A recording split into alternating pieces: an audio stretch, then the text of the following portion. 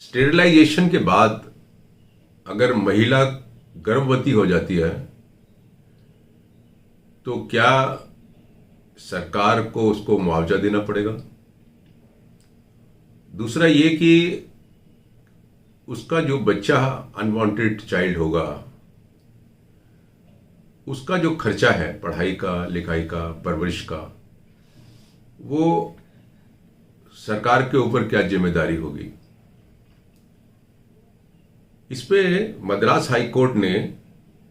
25 जनवरी 2022 को धनम जो पिटिशनर है उसके केस में एक बहुत ही इंटरेस्टिंग फैसला दिया है, जिसमें उन्होंने उस महिला को कंपनसेशन भी दिलाया और जो बच्चा हुआ उसकी पढ़ाई के ऊपर जो खर्चा था वो सारा सरकार के ऊपर डाला और उसको जो है हर महीने परवरिश के लिए 21 साल तक खर्चे के भी ऑर्डर करे। दोनों के राइट्स इस मामले में इन्वॉल्व हैं, महिला के राइट्स और वो जो बच्चा पैदा हुआ जिसकी जरूरत नहीं थी लेकिन हुआ उसके राइट्स, और खासकर जो उसका पढ़ाई का राइट है और परवरिश का राइट है। तो इसमें क्या हुआ कि 2014 के अंदर जब इस महिला के दूसरा बच्चा हुआ तो इसने हॉस्पिटल के अंदर, सरकारी हॉस्पिटल के अंदर अपना स्टेरिलाइजेशन ऑपरेशन किया कि उसको तीसरा बच्चा नहीं चाहिए। 2 बच्चे ऑलरेडी थे उसके। स्टेरिलाइजेशन ऑपरेशन हो गया और हॉस्पिटल ने कहा कि नहीं, सक्सेसफुल ऑपरेशन है और अब तुम कंसीव नहीं करोगे। लेकिन 2017 के अंदर उसके एक और तीसरा बच्चा डिलीवर हो गया और उसके बाद उस महिला ने अपने वकील के थ्रू स्टेट ऑफ तमिलनाडु से कहा कि आप हमको जो है 10 लाख रुपए मुआवजा दो, क्योंकि ये आपकी निग्लिजेंस की वजह से, आपके हॉस्पिटल की निग्लिजेंस की वजह से ऐसा हुआ। तो उसके ऊपर हाई कोर्ट ने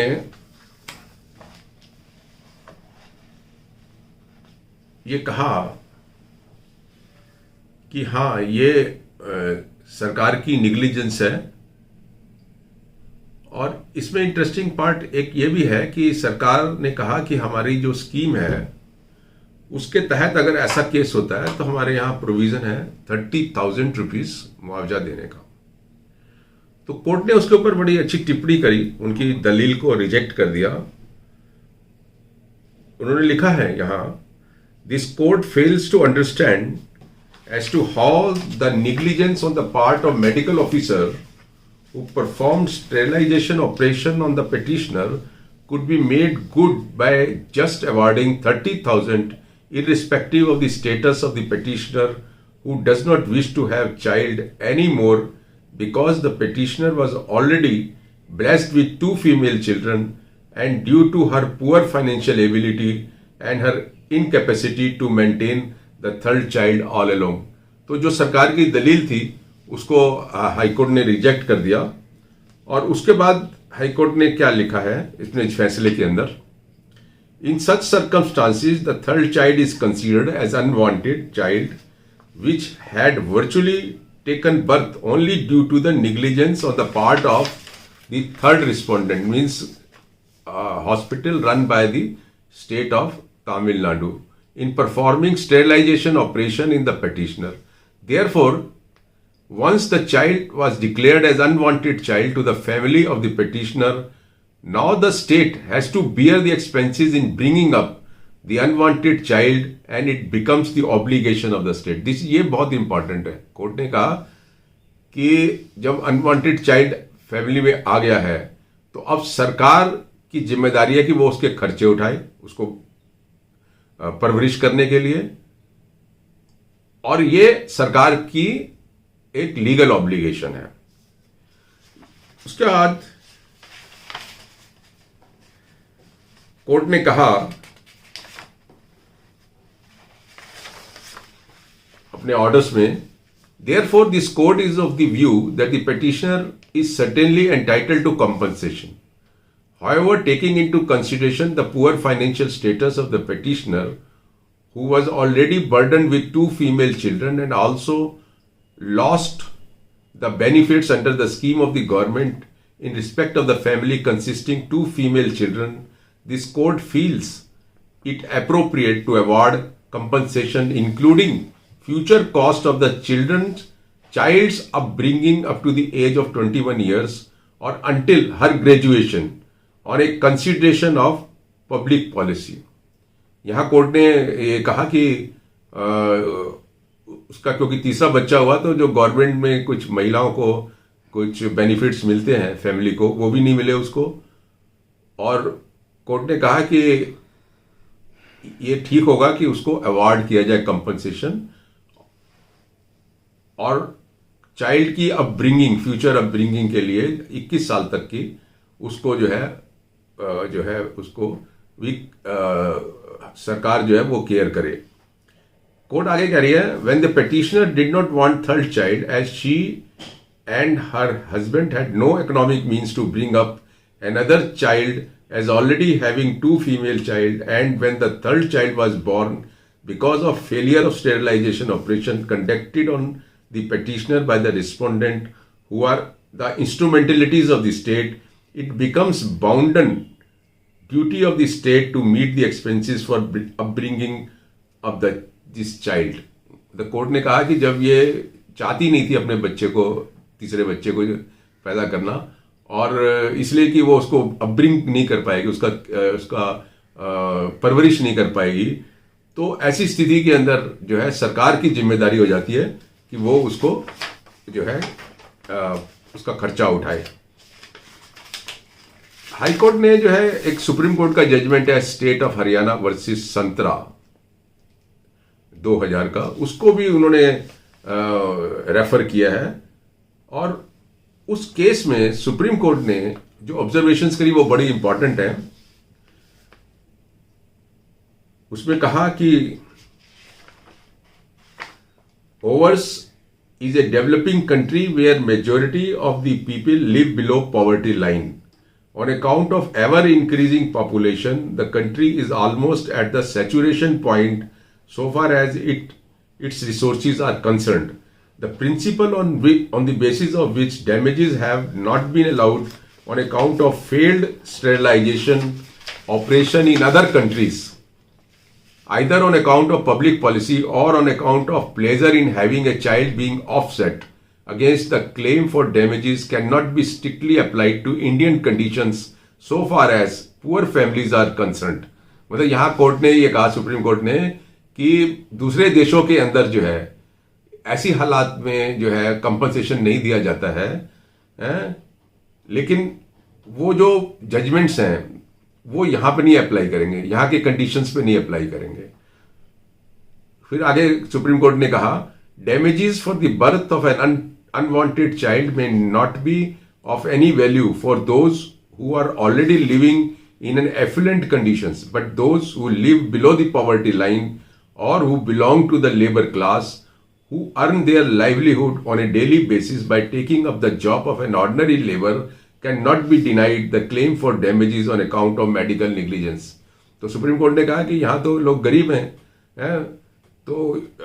अमीर आदमी हो तो समझ में आता है, लेकिन यहाँ क्योंकि गरीब हैं और ऐसी स्थिति से अगर उनको सामना करना पड़ता है तो वहां पर जो है सरकार को डैमेजेस उसको देने पड़ेंगे। सुप्रीम कोर्ट ने फिर फर्दर कहा है, having regard to the above discussion, we are positively of the view that in a country where population is increasing by the tick of every second on the clock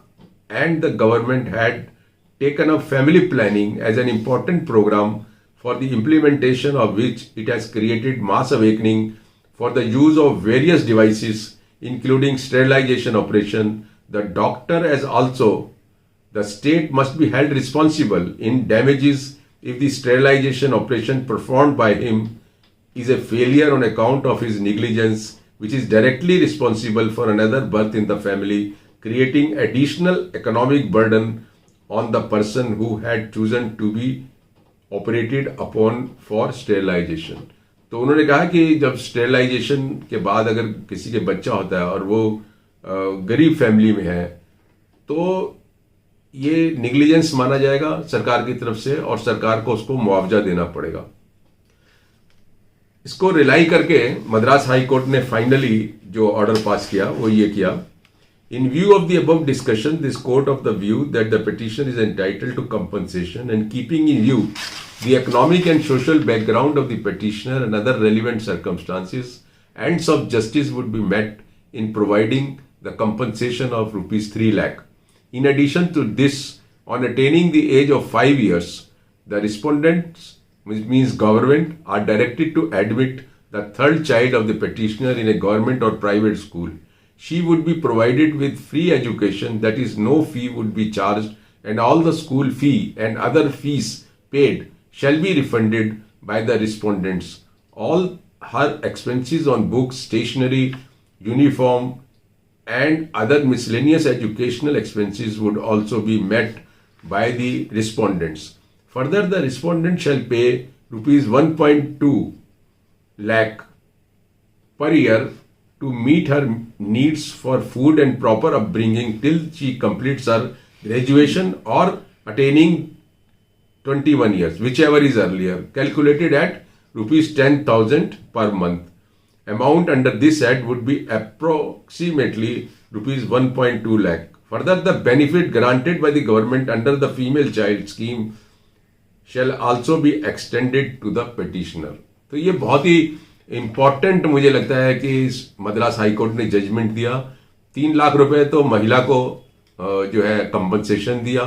उसके बाद उन्होंने कहा कि जो थर्ड चाइल्ड है, जो unwanted child है, जब वो 5 साल का हो जाएगा तो उसको गवर्नमेंट या प्राइवेट स्कूल में दाखिल करेंगे और उसके सारे खर्चे जो है उसके पढ़ाई के, स्टेशनरी के जो है वो सरकार उठाएगी। और फिर उन्होंने कहा कि इसको 10,000 रुपया बच्चे को जब तक वो ग्रेजुएशन नहीं कर लेता है या 21 साल का नहीं हो जाता, जो भी पहले होता है, तब तक जो है उसको ये पैसा दिया जाएगा। और फिर उन्होंने ये भी कहा कि जो थर्ड चाइल्ड के स्कीम के अंदर जो बेनिफिट है उसको भी दिया जाएगा। मतलब मुझे लगता है कि 30,000 जो गवर्नमेंट की लाइबिलिटी थी देना, वो भी उन्होंने कहा है। तो ये मुझे लग रहा है कि इस एंगल से भी ये जजमेंट बहुत इंपॉर्टेंट है कि हमारा जो कॉन्स्टिट्यूशन ऑफ इंडिया है वो राइट टू एजुकेशन और राइट टू लाइफ जो आर्टिकल 21 और 21A में है, उनको वो फंडामेंटल राइट बनाता है कि डिग्निफाइड लाइफ होगी और राइट टू एजुकेशन होगा। तो अगर इस बच्चे को जो है ये सब सुविधाएं नहीं दी जाएंगी तो इसका तो हैम्पर हो जाएगा एजुकेशन। तो इसलिए जो इसका कॉन्स्टिट्यूशनल राइट है, उसका राइट टू एजुकेशन एक्ट के अंदर स्टेच्यूटरी राइट है, जिसको मुझे लगता है कि हाई कोर्ट ने जो है अपहेल्ड किया है एक तरीके से और इस तरीके की डायरेक्शंस दी हैं। तो मैं समझता हूं कि ये बहुत ही इम्पॉर्टेंट जजमेंट है, जहां एक तरफ महिला के अधिकारों की बात को कहा है उन्होंने और दूसरी तरफ वो जो बच्चा अनवांटेड बच्चा पैदा हुआ उसके जो परवरिश के राइट्स हैं उसको उन्होंने अपहेल्ड किया। तो ये मुझे लगता है कि